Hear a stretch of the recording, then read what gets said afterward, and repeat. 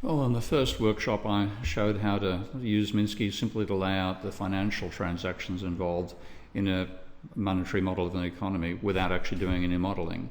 This time I want to do modelling using Minsky and also point out why giving the Nobel Prize to Bernanke, to anybody who knows the actual dynamics of money, which is basically the entire post-Keynesian community and a few others, the idea of giving him a Nobel Prize for economics for his work on money and credit is a bit like giving a flat earther the prize for physics.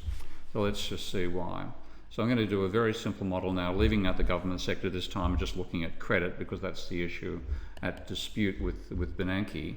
And I'm going to do the usual story, create a godly table, turn off display of variables, name this one the banking sector, and then model a banking sector which does what Bernanke and friends claimed the banking sector actually does, which was pointed out to be rubbish by the Bank of England in 2014 and by an entire century of work by non-mainstream economists before that, and show what happens when you change it from that myth of banks being intermediaries to banks being originators of money and debt. So in this simple model, the idea is that banks are just intermediaries, and what they do is they enable savers to lend to borrowers. So I'm going to have reserves as an asset of the banking sector. That's pretty much the role of the banking sector in this model. Savers having deposit accounts at the bank and using underscore D to make that the next character subscripted. Borrowers also having a bank account, a deposit account at the bank. And then finally the bank's own equity, which is going to play a very minor role here, so I won't bother going into too much detail about naming it. Let's say there's 1,000 in reserves. That's the asset side of the banking sector. 800 of that is in the account of savers, 150 is in the account of borrowers, and the bank has equity of 50. So that's our initial conditions. And then we're going to have net lending, and here what in the previous model I had both new lending and repayment, so net lending was lending minus repayment. Here I'm just going to simplify it and have simply one entry which can be positive and can be negative.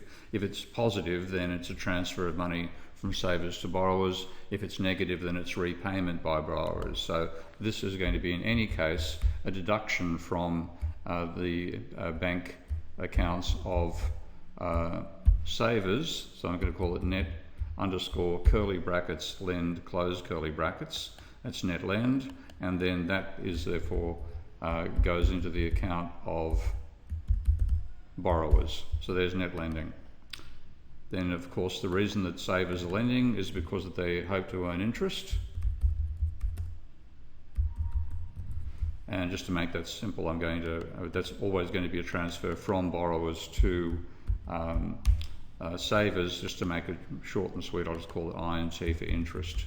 This is an abbreviation. There's interest payments. The bank, why is the bank doing this? Out of the goodness of its heart? Of course not. There's a fee the bank charges, and that fee I'm going to say is paid by the borrower. So the fee gets transferred from the borrower to the equity of the banking sector, the short-term equity, and then the bank spend. Okay, so they're going to have spending coming out of here and going into the account of borrowers and savers, and just to make it simple, I'll say 50% goes to savers and 50% goes to borrowers. So that's the simplest possible model that I can start from and show why Bernanke knows about as much about money as a flat earther does about astronomy. Okay, so there's our starting point. Now I'll just make this editor mode so you see the model on the screen as I make the changes. And notice that in the editor mode, one of the options under Minsky is to enable values to be shown in godly tables. I'll just turn that off and back on again. When I'm running it, I'll turn it on and you'll see the flow of money passing through the bank accounts. So that's the model from the point of view of the banking sector, and let's see it from the point of view of the savers. So again, turn off display of variables, give this a title of savers, and doing the same for borrowers over here. Let's turn off display of variables, title borrowers, Now with savers, we open up their godly table, and what's the asset they have? Well, the asset is their bank account, but it's also the loans that they've made in this model to the borrowers. No liabilities for them, and then we have savers as the equity. I'll just use a simple word for that. Let's say there's no initial loans, so the loans start off at zero. Interest payments improve the equity of the savers. Net lending transfers money from the deposit account of the savers to the deposit account of the borrowers and creates a debt, which is the loans that are recorded as an asset for the lender in this case, and a liability for the borrower. And I've typed a minus sign there. Of course, it's supposed to be a plus sign. So Minsky's telling me I made a mistake. And then the spending by the banking sector increases the equity of the saver, and the total equity is 800. And we start this. So that's now seeing the full position from the point of view of the savers. Let's bring up the borrowers. Their asset is going to be the borrower's deposit account. The liability, well, they're the ones who've taken out the loan, so they now owe this flow of net lending integrated as the loans that they owe to the savers in this model. And then we have their equity, and that's going to be starting with no loans. The equity is going to be 150. Paying the fee reduces their equity. Pardon me, I've got to type uppercase there. Paying interest, it reduces their equity, and the spending by the banking sector increases their equity. So we're leaving out where reserves are stored. This is the central bank is the repository of reserves. Even Bernanke knows that. Sorry, but I'm getting so sarcastic about this stuff. Pisses me off so much. Okay, so there's our starting point. Now let's start building a Minsky model with that. Oh, by the way, first of all, save early and save often in case there are bugs. So I'm going to go to my Friede Gard, not Creative Clouds, get out of the way, go to Friede Gard, and then save this. I'll call this LF for Loanable Funds, just to make it simple. Okay, now having done that, I now want to start using the components of Minsky to start building a model, and the best way to do that is to use the browser. We'll probably change where the browser is stored in future versions of the program, but if you click on the variable drop-down menu, then you get browser as a choice, and you get this window turning up, which then shows all the elements you've so far created in the model. And those are the ones that I wish to provide definitions for now, and then use them to show different flows. Now, the easiest one to illustrate what's going on with Minsky when you build a model is interest on loans. So interest payments are equal to the outstanding loans multiplied by the rate of interest. So I want to bring interest onto the canvas. I just click, and I can then place this on the canvas, and I'm now going to be defining loans multiplied by the rate of interest is equal to interest payments. So I'm just going to create a new variable. I'm going to score R_L for rate of interest on loans, make that a parameter, give it a value of say 5%, maximum of 20, so I can change it during a simulation and see what happens, minimum of 1%, and a step size of 1%. So now to actually create a formula, I now want to multiply the rate of interest on loans by loans, and that gives me the interest payments. So I type a multiply key here, and then drag the arrows out of the circles into the boxes into the entities in the model, and that's now saying rate of interest on loans multiplied by loans is equal to the interest flow. Of course, at the moment loans are zero, so that is also a zero flow. If you click on the equations tab, you can now see that's the equation that's been defined there, and there's the new parameter. And on we go to define a model. So that's the start. So we've got interest payments covered. I'll make the fee something which is based on the interest payments. So I can now just click fee over here and say, I'll call this F underscore, I'll make it lengthy, F underscore rate, make it fee underscore rate, that'll do. So that's now fee rate, that's another parameter. Let's say that's got a value of say 50% of the interest, maxima equal to the interest, minimum 0 for a generous bank, which of course we won't find on the planet. So there now we have fee rate. So we multiply the interest payments by the fee rate, we're going to have the fee. So multiply that there, Actually, I can see a problem for this model in one simple sense. I don't know, the interest is always going to be positive, so the fee will always be positive. I was thinking about if I was charging a fee on the actual borrowing when it goes to become negative in the opposite direction, but that won't happen in this simple simulation. So there we've defined interest payments, which are here. We've defined the fee. We haven't yet defined spending, nor have we defined net lending. So let's just make net lending proportional to what's in the bank account of the savers. So bring over net lending and say that, and bring over the deposit account of the savers, and say that the net lending is some fraction of the amount outstanding in the savers account. So I'll call this net. Also I'll call it lend underscore rate. Make that another parameter. Let's say they lend up to 25% of what's in their bank account, maximum of say 50%, minimum of, this is where it's going to be important to have the allow it to be negative, because I can go from a maximum of let's say 25%, 50% is a bit high, maximum of 25% to a minimum of minus 25% when that's the amount that borrowers are repaying, when net lending is negative, and give it a step size of 1%. So that's now a lend rate, which can be positive or negative. I'll just actually multiply the two together and attach the wires to do that. So we've now defined net lending. Now, just to indicate this, like if I now hit the recalculate key, then I'll see that means that lending in the year 0, when there's 800 in the bank account of savers, will be $200 per year.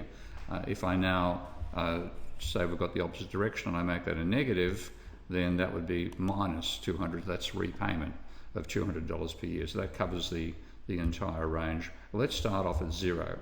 Oh, by the way, sometimes when you reset Minsky, you will find, because we're using a digital system for an analog concept, sometimes the digital precision is a bit too tight. It doesn't go to 0. Just hit the recalculate key. At 86.7 by 10 to the minus 18, it's pretty close to 0. Hit the recalculate key and it goes back to showing 0 again.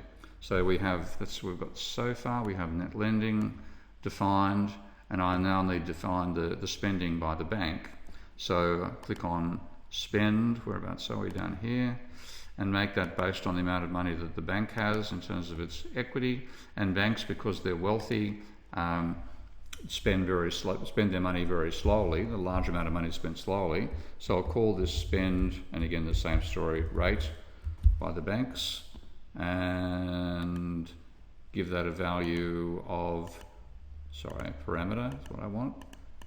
Say 10%, so they tend 10% of their money every year. Maximum, say 50%, minimum 5%, and then a step size of 0.01. So the spend rate multiplied by the spending gives you the amount of spending being undertaken by the banking sector, and if I hit the recalculate key, that is going to give me 5 as the amount of spending by the banking sector. Now I want to do this as fast as possible, just to show how stupid the mainstream position is. So I'm going to do the simplest possible way of illustrating this, and just I've got to bring in GDP now and then rate of change of GDP. So the simplest way to do that is to say we've got a typical Milton Friedman vision of turnover of money times the money stock determining GDP. So I need to bring in the accounts that give me the amount of money in the economy, and that's the amount of money in the savers account, plus the amount of money in the borrower's account, plus the amount of money that the bank has, and add those three together, and that's the money supply. So I now type a plus key here, and then I can wire up multiple entries to the same input if I need to make space. So that's savers deposits plus borrowers deposits plus the bank is going to be equal to the money supply. And if we now multiply the money supply by a velocity of money, so I'll call this velocity, and give it a value, make it a parameter.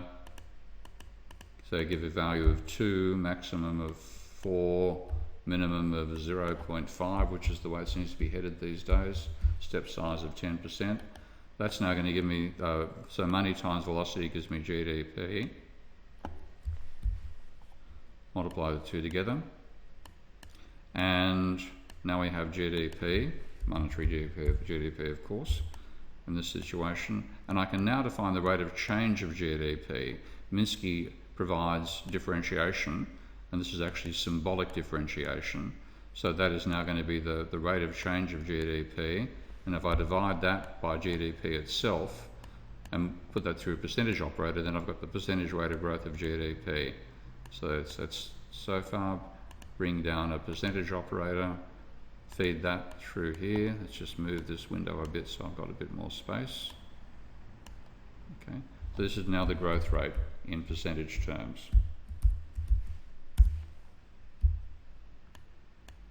And I now want to take a look at lending as, which is effectively credit as a percentage of GDP. So I bring in net lend here and divide that by GDP.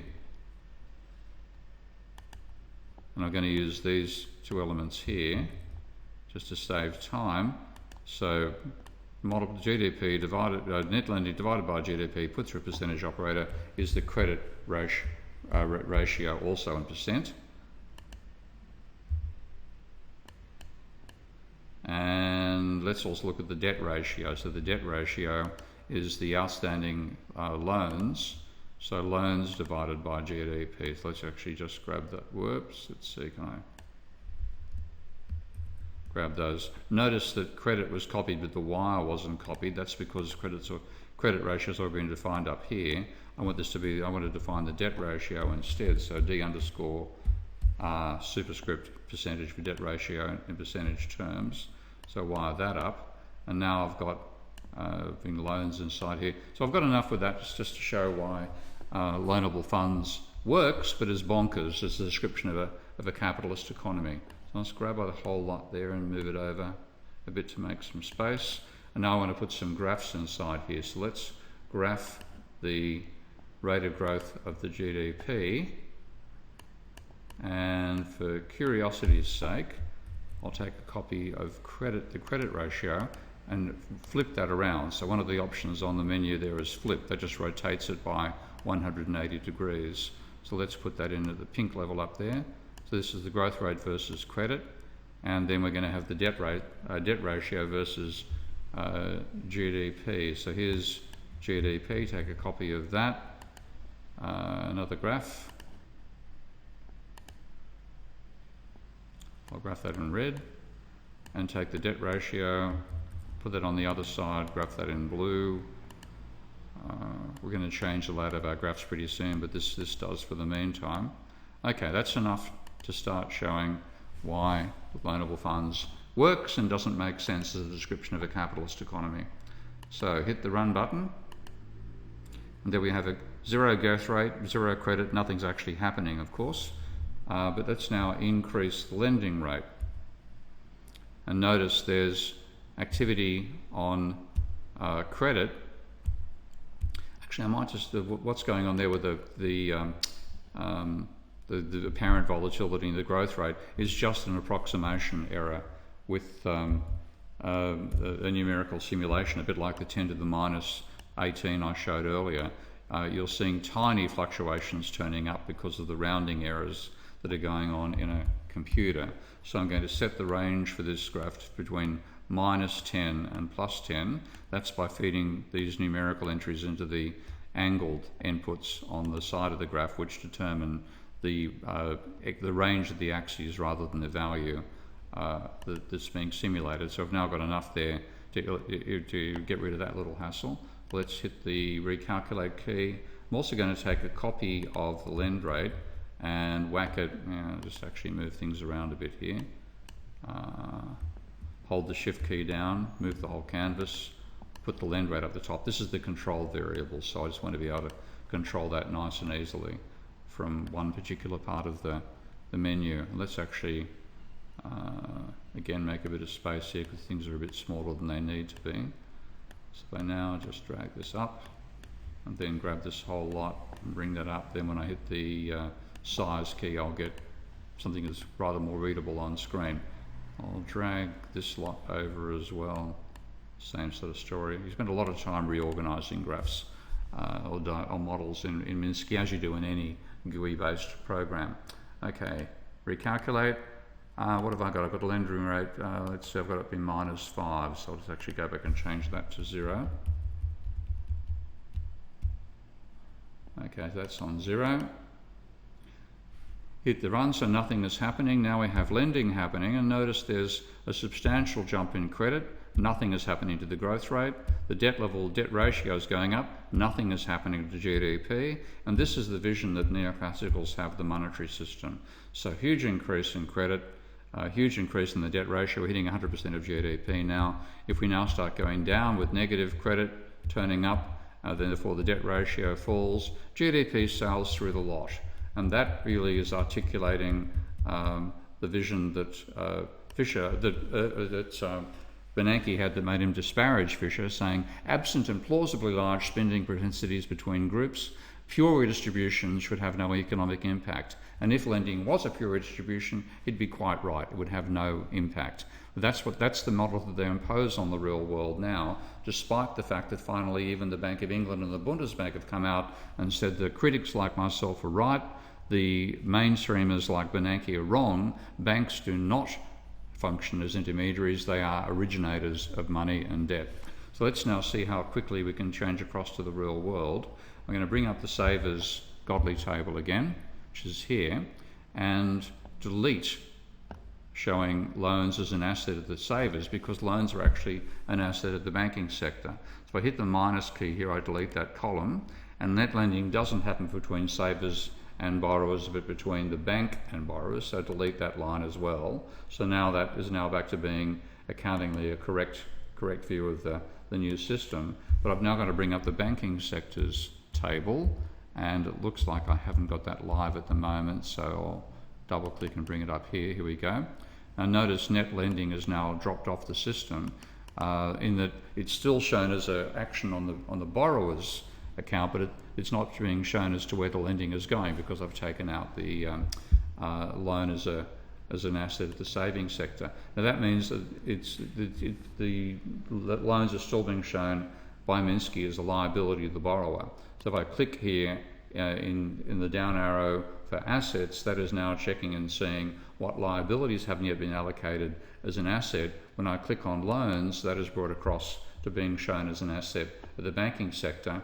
And the one thing I have to fix up now is the interest payments are not made to the saver, but they're made to the bank. So if I click and hold down the key, you'll notice that the cursor has changed shape to a couple of arrows, rotation arrows. If I drag it over here, that moves interest over to this point. And the bank fee is basically irrelevant. The banks are making money out of interest. Yes, they charge fees as well, but the simplest way to show it is just simply have just knock that particular operation out completely, and I can leave it on the canvas. It won't make any difference to the model there. So now we're going to start again, hit the reset button. Again, we start at the same point.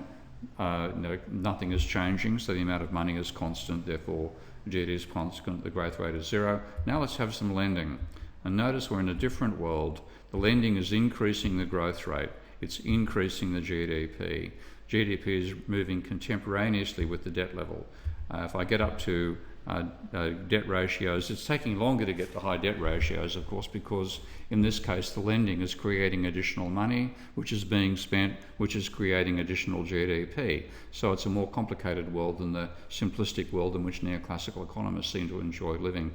But now if we now go in the opposite direction and have lending turning down to 0 and then going negative, then look what happens to GDP as well. Okay? We now have a plunging debt ratio and also a plunging GDP. I'll go back to 0 again once more. So that's all there is to showing the difference between the fantasy world that neoclassicals wish to inhabit, where bank lending is just banks don't lend, or banks are just intermediaries between savers and borrowers. It's not the world in which we live. It leaves out the major dynamics of that world. And I want to illustrate why that is such a crime. Because when you take a look at the empirical data, it's screamingly obvious that the non-orthodox argument that bank lending creates money, that lending money creates demand when credit is positive, destroys demand when it's negative. That's what explains the major ups and downs in the American economy, including the one that Bernanke got the Nobel Prize for identifying the cause of, which is the Great Depression, and the one in which he was in the seat of the Federal Reserve stuffing up things by ignoring these same dynamics again, the 2008 crisis. So, again, this is mainstream economics enjoying keeping itself in the dark and rewarding prizes to those people who continue putting blinkers over the minds of the discipline of economics.